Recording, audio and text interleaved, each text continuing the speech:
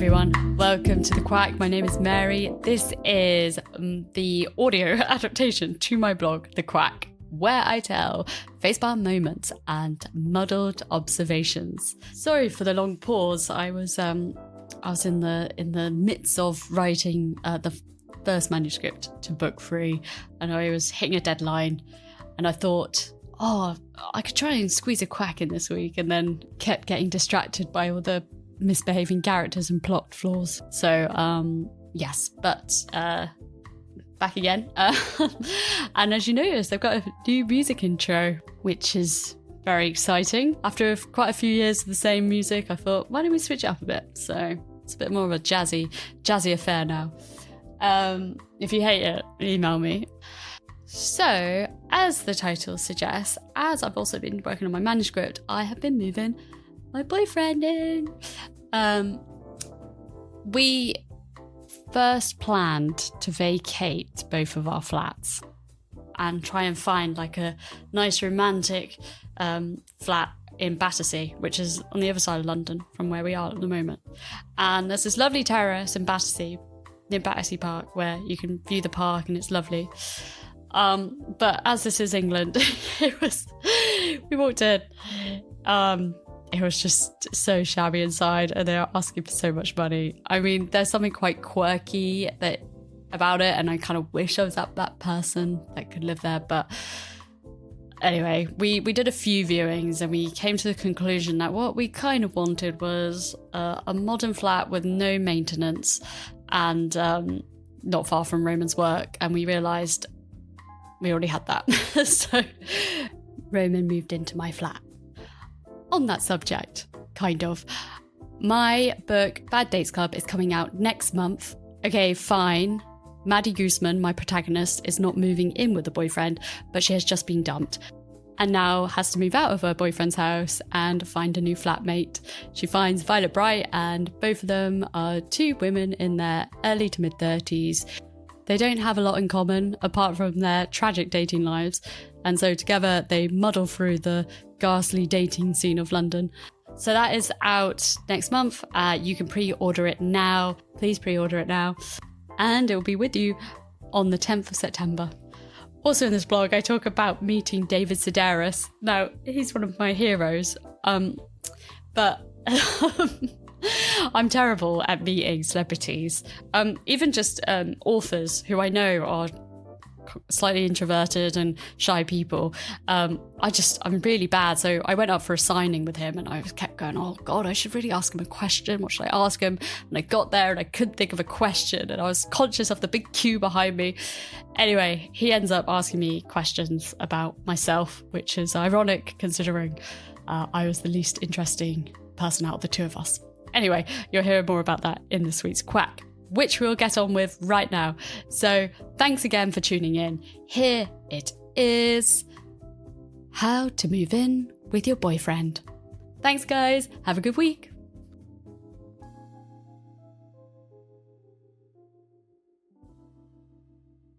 There was a time in my life when I swore I wouldn't live with a man again. It was when I was casually dating some MBA student who insisted on leaving his chunky, ugly bike in my lovely hallway and forever leaving the toilet seat up. Why would any sane woman put up with this full time? I'd ask my mum. Who knows, Mary, she would say with resignation in her voice. Who knows? Fast forward a few years. I met Roman and he became my boyfriend. We were ticking along nicely and talking about the future. The moving in together subject was floating around. It made sense to live in the same place, but there was a part of me who wasn't ready to let go of a space that was completely my own. I had built my kingdom up from the ground with beautiful artwork, body creams, candles, and a Pilates ball. I didn't want some straight man invading it with all of his crap. And I thought, why would he want to move in with me? I'm a bit of a diva in the morning. Nobody dare speak to me until I write at least 1,000 words, okay? And sometimes I'll be covered in white paste to remove the hair from my feet and upper lip. I eat pretty much the same thing every day, which is annoying, I'm sure. Also, I'm not the tidiest. Why don't you rent the flat above me? Then it would be like we're living in a house, I suggested to Roman one day. He did not like this suggestion. He accused me of sending mixed messages. And I could see his point. We had spoken about having kids and getting a corgi, so living together was the natural next step. I just couldn't explain why sharing a baby seemed easier than sharing a wardrobe. After some quiet mulling over, I announced out of the blue that I would like to move in together.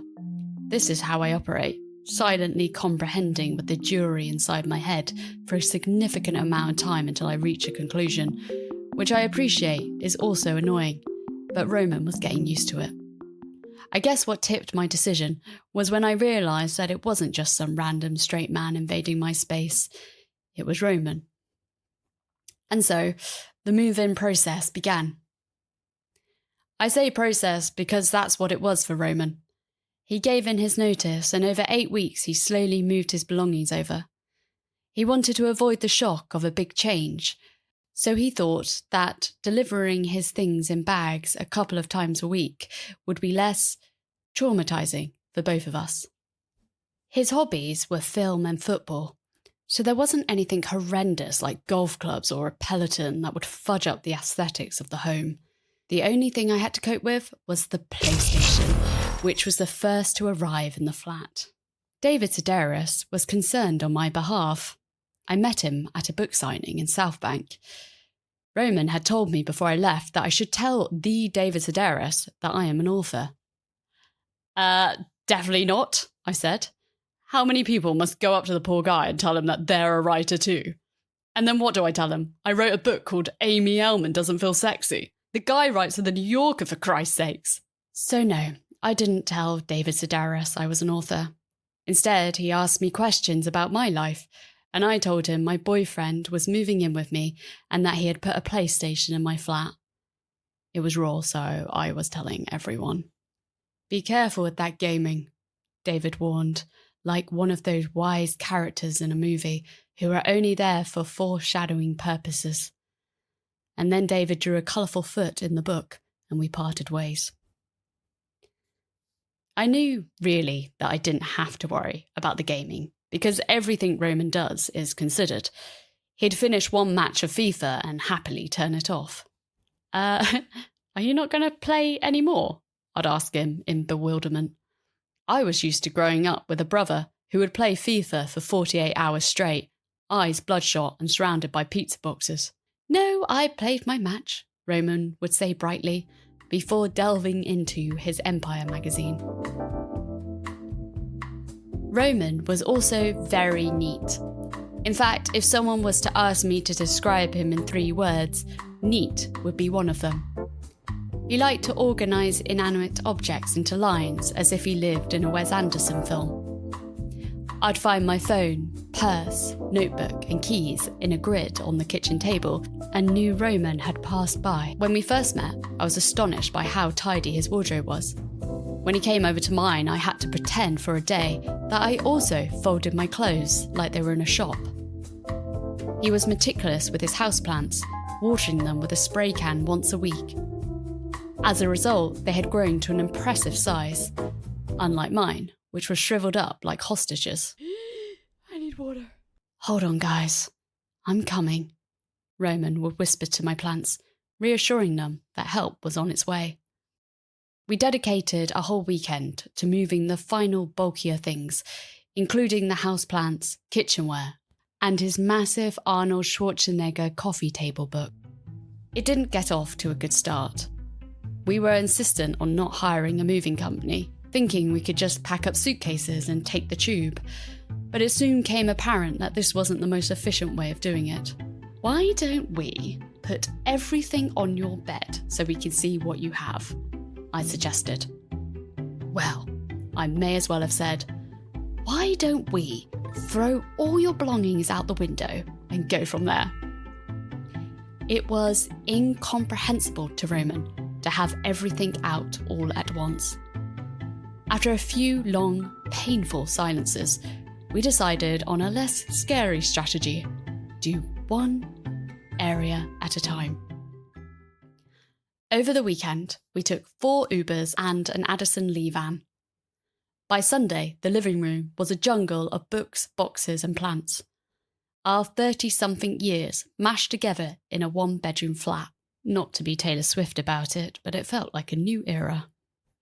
The issue with joining homes in your mid-30s is you have double the amount of things that you don't need. We were forced to do an ironing board contest.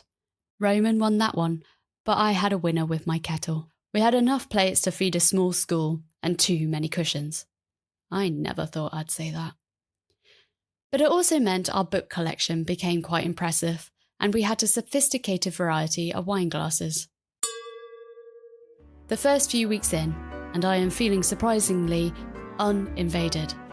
PlayStation has come in quite handy when I want to write, and I must say my plants are thriving under Roman's regime. We spent an evening colour coding our books and bought Friends Trivia Pursuit. It's all quite fun, really. As for Roman, I think he's enjoying living with me, although I'm sure he's not too keen about the daily clothes explosion on our bedroom floor. But hey, if it gets too much, there is always the apartment upstairs.